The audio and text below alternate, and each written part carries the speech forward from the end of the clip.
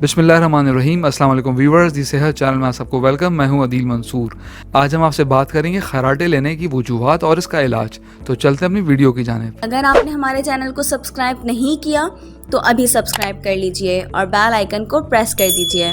Viewers, रात की खामोशी में जब सुई गिरने की आवाज़ भी खौफनाक मालूम होती है, वहीं जब किसी के खराटों की आवाज़ सुनाई दे तो आप तसव्वुर कर सकते हैं कि रात के गुप खामोशी में वो आवाज़ किस तरह कानों को भी बुरी मालूम होगी, बल्कि साथ सोए हुए शख्स को भी शदीद डिस्टर्बेंस होती है।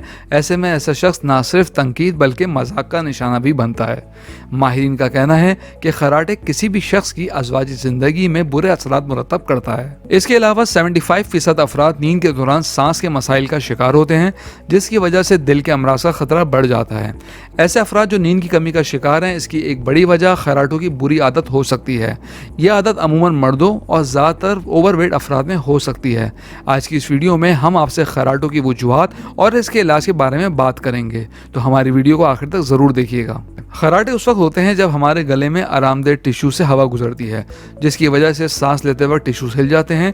यूं तो हर दूसरा शख्स सोते हुए खराटे लेता है, कोई हल्के और कोई भारी, लेकिन कुछ लोगों का यह मसला भयानक हो सकता है। अगरचे खराटे लेना कोई संगीन बीमारी नहीं है, लेकिन अगर आप ऐसा मुस्तकिल कर रहे हैं तो ये आपके पार्टनर के लिए तकलीफदेह हो सकता है और ये आपकी नींद में खलल पैदा करने का सबब भी बनता है, क्योंकि ये सेहत के मसाइल की अलामत हो सकता है, जैसे नींद का पूरा ना होना, बदहज़मी, सांस में रुकावट और नाक की ब्लॉकेज भी खराटों का सबब बन सकती है। अब हम खराटे लेने की वजूहात के बारे में बात करते हैं। व्यूअर्स, कुछ लोग सिर्फ उस वक्त खराटे लेते हैं जब इनको साइनस इन्फेक्शन हो या कोई एलर्जी हो गई हो। जब सांस का रास्ता बंद हो जाता है, तब सांस लेने के दौरान हमारे गले में खुरदरी और भद्दी आवाज़ें निकलती हैं।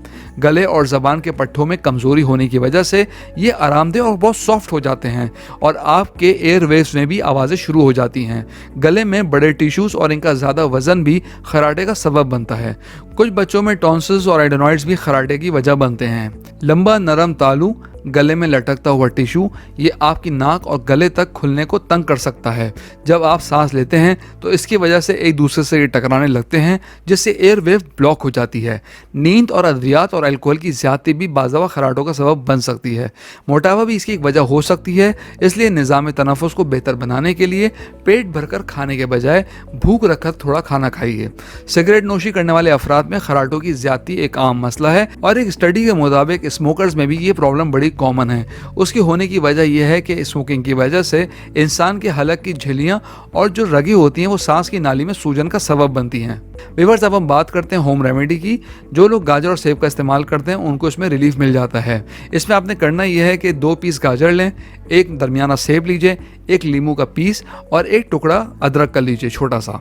इसके साथ आप 1 कप ऑरेंज जूस लें और इन सब को ग्राइंड करके मिक्स कर लें और रात को कोई तकरीबन 2 घंटे सोने से कबल इसका इस्तेमाल कीजिए। इससे आपको भरपूर मिकदार में विटामिन सी भी मिलेगा और विटामिन सी नाक को साफ रखने में हेल्प करती है और ये आपकी इम्यूनिटी को भी बढ़ाती है। इसलिए ऐसी ग़िज़ाएं भी इस्तेमाल कीजिए जिनमें विटामिन सी पाया जाता है। इससे आपके खराटों में रिलीफ मिलेगा। अगर आप कमर के बल सोते हैं तो इससे गले के मसल्स खींचते हैं और खिंचाव बढ़ने से मसल्स एक दूसरे के नज़दीक आ जाते हैं और सांस लेने के दौरान वाइब्रेशन होती है जो खराटों का सबब बन सकती है। इससे बचने के लिए ज़रूरी है कि आप करवट लेकर सोने की कोशिश कीजिए। अक्सर देखा गया है कि तेज़ खराटों को रोकने के लिए अगर करवट बदल ली जाए तो खराटे रुक जाते हैं।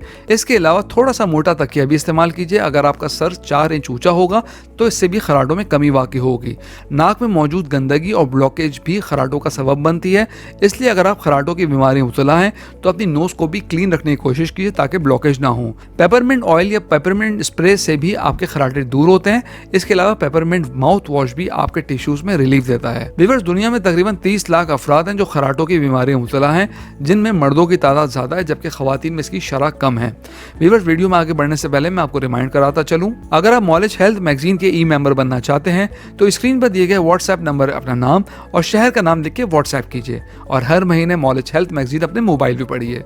तो चलते हैं अपनी वीडियो की जानिब। व्यूअर्स, अब हम बात करते हैं ऑब्स्ट्रक्टिव स्लीप एपनिया की। इसमें नींद की खराबी और सांस लेने का मसला होता है जो लाखों लोगों को मुतासर करता है। जब आप सो रहे होते हैं तो नींद की कमी आपके एयरवेव्स को मुतासर करती है और गले के पिछले हिस्से के पट्टे आराम करते हैं और आपके एयरवेव्स को रोकते हैं। वीवर्स, ये जो ब्रेक होता है चंद सेकंडों का होता है, लेकिन ये बड़ा खतरनाक होता है। ये खराटे दिल की बीमारी की इब्तदाई अलामत भी हो सकती है। माहिरीन का कहना है कि खराटे लेने अफराद, ख्वाह इनमें नींद की खराबी ना हो, इनमें दिल की शरियान में प्लाक होने का खतरा बढ़ जाता है, जो दिल के मसाइल का सबब बनता है। अगर आप खराटे लेते हैं तो ये शरियानों के सख्त होने का सबब बन सकता है। और अगर आप ओवरवेट हैं तो अपना वेट भी कम कीजिए, क्योंकि ये भी भयानक खराटों का सबब बनता है। वीवर्स, होम्योपैथिक मेडिसिन की बात करें तो सबसे पहली मेडिसिन है लेमनोमाइनर 30 में।